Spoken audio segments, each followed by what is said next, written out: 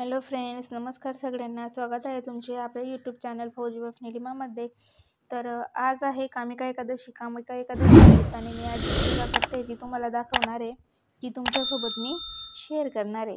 तर माझा पूजेचा टाईम कसा ॲडजस्ट करते मी सकाळच्या वेळेस ते तुम्हाला दाखवणार आहे. कारण मला सकाळी सकाळी आंघोळ वगैरे म्हणजे आपलं आवरल्यानंतर सकाळी सकाळी लगेच पूजा करणं शक्य होत नाही. कारण मिस्टरांना पण ड्युटीला जायचं असतं, त्याच्यानंतर रिक्षाचा टिफिन वगैरे करायचा असतो, तिची स्कूल सकाळून असते, त्यासाठी मग मला थोडं तिला स्कूलमध्ये सोडून आल्यानंतर मग मी पूजा करत असते. तर मी ती कशी करते, तर मी तिला सकाळी उठल्यानंतर तिचं आवरणं वगैरे होतं तिला स्कूलला. कारण लहान मुलं खूप कंटाळल्यासारखे करतात सकाळी उठायला, कारण रात्री आमचं उशिरा झोपणं होतं. तर मग सकाळी लवकर उठलं जात नाही तिच्याने, पण तिला उठवायचं, तिला हे करायचं सगळं, त्यामध्येच खूप टाईमपास जातो. मग तिला स्कूलला सोडून येते ना, त्यानंतर मी पूजा करते. तिथून आल्या आल्या मी पहिले कपडे वगैरे सर्फ एक्सेलमध्ये भिजायला टाकून देते मी त्यांना अगोदर. मग येते देवपूजेकडे.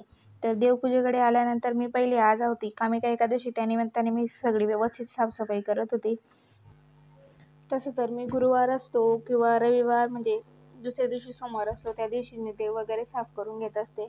मी पितांबरीने नाही घासत, मी दहीने किंवा निंबाने असं घासत असते देवांना. दही लावल्याने छान निघतात देव, त्यांना दहीला वगैरे लावून घ्यायची आणि थोडा वेळ राहू द्यायचं, तसं छान निघून जातात आपले देव. आता मी तसं रोज तर साफच करत असते, पण तरी पण आज एकादशी होती म्हणून थोडं जरा जास्त व्यवस्थित क्लीन वगैरे करत होती. आता माझं देवारा वगैरे मस्त क्लीन करून होतोय. आता देवांची आंघोळ करून घेणार आहे.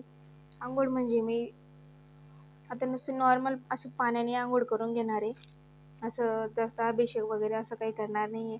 कारण रोज रोज आपल्याला अभिषेक करणं वगैरे असं शक्य होत नाही, म्हणून मग नॉर्मल आंघोळ वगैरे. आणि मी एका याच्यात नाही करत, प्रत्येक देवाला सेपरेट सेपरेट वरतून पाणी टाकत असते आणि तशी आंघोळ करते. कारण आपल्याला सुद्धा आवडत नाही आपण दुसऱ्याच्या आंघोळीचं पाणी आपण आधी फेकून देतो, त्यानंतर आपल्यासाठी आपण पाणी घेतो. तर मग देवांना पण एकाच पाण्यामध्ये आपण आंघोळ नाही घातली पाहिजे, म्हणून मी वेगवेगळे पाणी घेत असते प्रत्येकाला आंघोळीसाठी. आता श्रीकृष्णांना मस्त वस्त्र वगैरे घालून घेते. माझ्याकडे 7 दिवसाचे 7 ड्रेस आहे, रोज रोज चेंज करत असते व्यवस्थित मस्त.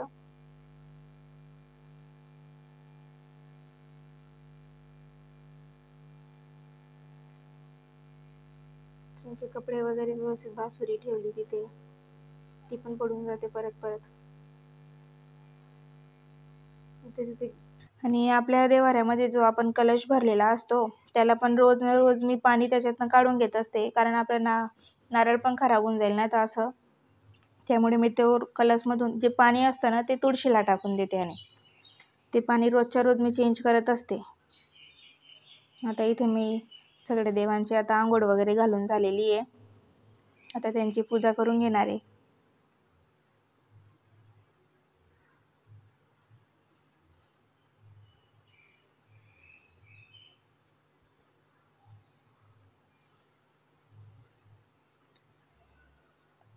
सकाळी सकाळी खूप प्रसन्न वाटतं, असं आपण ब्रह्ममुहूर्तामध्ये केली पाहिजे तशी तर पूजा.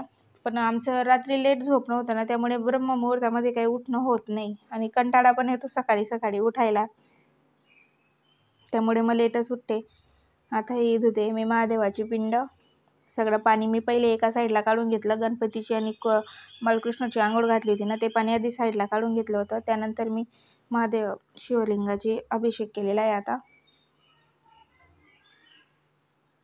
ते व्यवस्थित ठेवून दिलं मी जलधारीमध्ये पाणी टाकत असते, आणि जेव्हा पण असं ते भरून गेली की त्यानंतर मी लगेच खाली करून घेते आणि प्लेट पण चेंज करून घेते. आता त्यामध्ये मी पाणी भरून दिलेलं आहे. थोड्या वेळाने अजून जेव्हा ते पाणी संपून जाईल ना, तेव्हा मी त्यात परत परत पाणी टाकत राहते. हे आता भोले बाबावर जल चढवते मी. आमच्याकडे इथे मंदिर नाही आहे, त्यामुळे आम्हाला मंदिरामध्ये जाणं तर काही होत नाही. मग आपल्यानी घरात जेवढं होणार आहे तेवढं आपण केलं पाहिजे, म्हणून जे शक्य आहे ते मी करत राहते.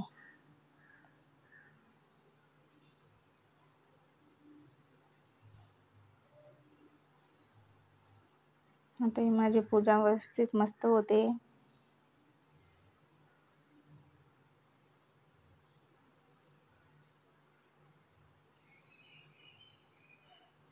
आता मी प्रिशाला जेव्हा स्कूलला सोडायला गेली होती ना, तेव्हा खाली एक चांदणीचं झाड आहे, तिथून मी फुलं आणलेले आहे. इथे आपल्यासारखे फुलं पण नसतात, फक्त गुलाबाचे मिळतात इकडे आपल्यासारखे. बाकी सगळे वेगळे फुलं असतात, ते गजऱ्याचे असतात ना, ते तसे फुलं आहेत. आता मी रांगोळी काढून घेते. रांगोळी पण काढलेली मस्त वाटते एकदम. आता ही रांगोळी फक्त दुपारपर्यंत राहणार आहे. प्रिशा येईल ना तेव्हा प्रिशा लगेच पुसून टाकणार आहे तिला. प्रिशाला रांगोळी दिसली की प्रिशा लगेच येते, मला पण काढायची रांगोळी असं.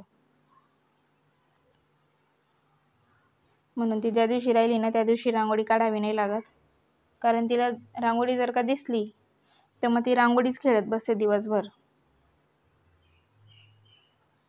आता मी हा ऑरेंज कलर सगळीकडे टाकून घेते.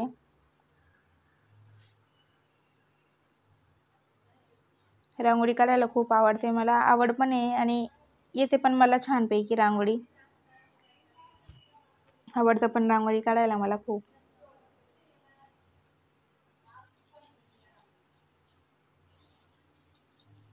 आता हे इकडे हाताने टाकून घेते, तिकडे ते लागत होती ना भिंत, मग तिकडे हाताने टाकून घेत होती. आता मी तिथे रांगोळी काढत होती म्हणून कासवाला तिकडे साईडला खाली ठेवून दिलेलं होतं, आता त्याला वरती ठेवून घेतलेलं आहे. आता माझ्याकडे जे रघुवीर समर्थाचा छापा आहे ती रांगोळी काढते मी. आता हे रांगोळी वगैरे काढून घेईल, ते करून घेईल, त्यानंतर देवपूजा वगैरे होईल माझी. आरती वगैरे करून घेईल मस्त कपूर लावून. सगळ्या घरामध्ये आपण आरती पण अशी सगळ्या घराला मस्त व्यवस्थित असं हात हे करून फिरवायची सगळ्या घरामध्ये. किंवा आता हे देवांच्या आंघोळीचं पाणी असतं किंवा महादेवाचं पाणी, जे आता मी तिथे जलाधारीमध्ये पाणी टाकलेलं आहे, ते जे पाणी निघेल ना ते आपण घरात पण असं नकारात्मकता निघण्यासाठी ना, जे पाणी साठलेलं असतं ना तिथे, ते पाणी असं आपण हाताने म्हणा किंवा कशाने पण असं शिंपडून द्यायचं साईडला. आता हे मी रांगोळी काढते मस्त, साईडला गुलाबी कलर टाकते तिथे. आता तिकडच्या साईडला पण रांगोळी काढून घेते. रांगोळी काढली की मस्त वाटते, एकदम फ्रेश वाटते. आता इथे पूजा झाल्यानंतर उंबरठ्याला वगैरे दिवा वगैरे लावून देईल, ते करून घेईल. त्यानंतर मी एक साथच आत्ताच तुळशीला पण दिवा वगैरे लावून घेणार आहे. त्यानंतर किचन ओट्यावर तिथे पण मी गॅसची पूजा करून घेते, तिथे पण मी दिवा वगैरे लावून देते. हे एकाच वेळेला करून घेते मी सगळं, ते काही आता दाखवणार नाही आहे मी. आता झालेली रांगोळी काढून. आता मी दिव्यामध्येच 2 कापूर पण टाकून घेतलेले तिकडे. हे लावते धूपबत्ती. आता हे धूप लावलं की वातावरण घरामध्ये एकदम फ्रेश वाटतं खूप, कारण त्याचा वास सगळीकडे दरवळत असतो. आता ही माझी गणपतीची आरती चालली आहे, तिकडच्या साईडला अगरबत्ती पण लावलेली आहे. आरती वगैरे झाली माझी. आता मी कापूर पेटवून घेतलेलं आहे, कर्पूर गौरम करून अवतारम करून घेते तिथे.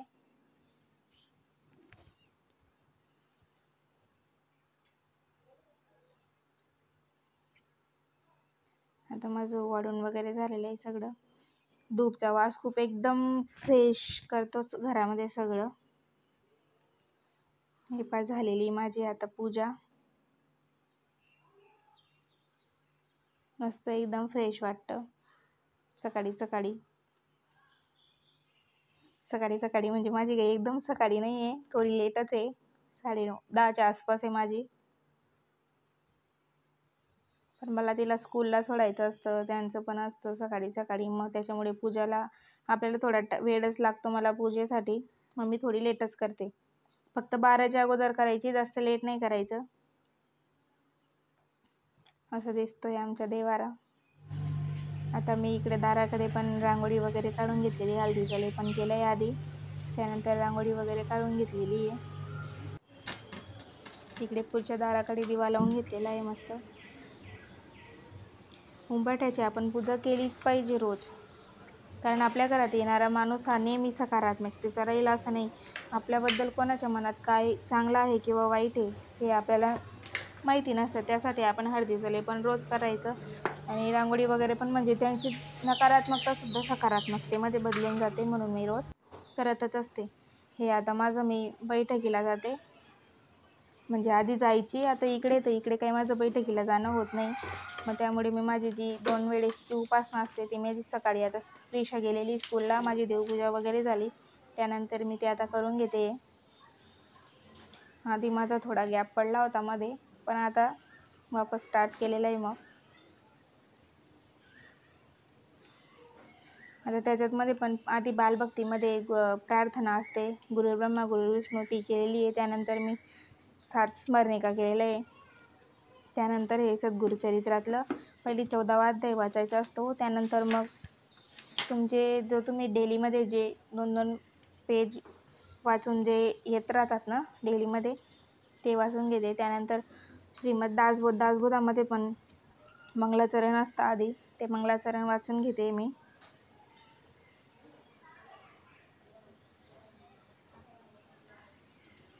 हे माझं सकाळी सकाळी प्रिशा नसते ना, म्हणून थोडं निवांत होऊन जातं, म्हणून मग मी सकाळी तिला सोडून आले की पहिले हे काम करून घेत असते. म्हणजे काम म्हणजे आपलं कर्तव्य आहे, ते आपण आपल्यासाठीच करतोय, आपण देवासाठी नाही करत, हे आपण स्वतःसाठीच करतोय. आपण मनुष्य असा आहे की आपण स्वतःच्या स्वार्थासाठीच प्रत्येक गोष्ट करत असतो. देवासाठी आपण नंतरच, आपण पूजा जर का केली ना तर देवाकडे आपण एक वेळेची पूजा करतो, पण देवाकडे आपण खूप काही गोष्टी मागून घेतो. आता हे माझं वर्तमान समास पण वाचून झालेलं आहे. आता त्यानंतर हे 3 श्लोक असतात ते पण माझे वाचून झालेले आहे. त्यानंतर मी आता घेतलं मग स्वयंपाक करायला. साबुदाणे भिजू घातलेले होते आज एकादशी, तर त्यामध्ये टाकला शेंगदाण्यांचा कूट, त्यामध्ये घालते मिरची, चवीनुसार मीठ. आता त्याला मिक्स करून घेते व्यवस्थित. आता हे माझं मिक्स करून झालेलं आहे. आता मी कढई ठेवली तापायला, त्यामध्ये टाकलं तेलमध्ये टाकलं थोडंसं जिरं. त्याच्यात टाकते आम्ही बॉईल केलेल्या बटाट्यांची, आम्ही फराळ खात असतो म्हणून मी बॉईल केलेले बटाटे टाकलेले. तुम्हाला पिवळे पिवळे दिसत आहे, पण ते पिवळे नाही आहे, थोडे व्हाईटमध्येच आहे. पण काय माहिती का पिवळे दिसत होते ते मोबाईलमध्ये, तर असं वाटतंय जसं हळदच टाकलेली त्यात. आता मी त्याला मिक्स करून घेतलेलं आहे. आता तिला वाफायला ठेवून देते व्यवस्थित. इकडे केलेला होता मी बर्फी करायची होती मला आज,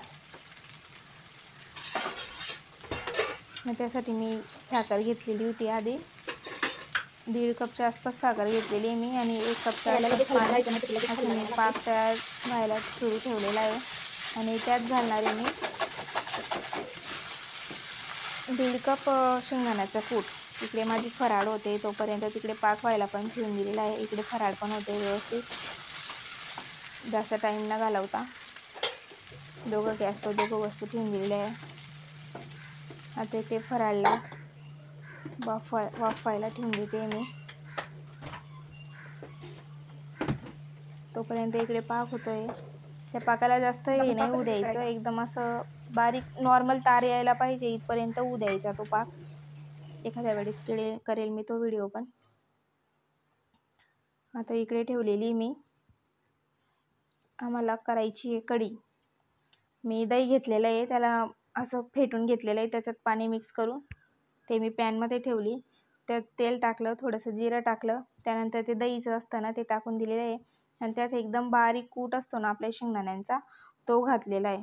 छान लागते खूप खायला. आता तिला चांगली उकळू द्यायची. इकडे आमची जर का नाही हलवलं ना तिला परत तर अशी फाटून जाते ती. दही वेगळं होऊन जातं आणि पाणी वेगळं होऊन जातं, त्यामुळे तिला परत हलवत राहावं लागतं. त्यात टाकलेली मी साखर, खट्टी मिठी मस्त लागते ती.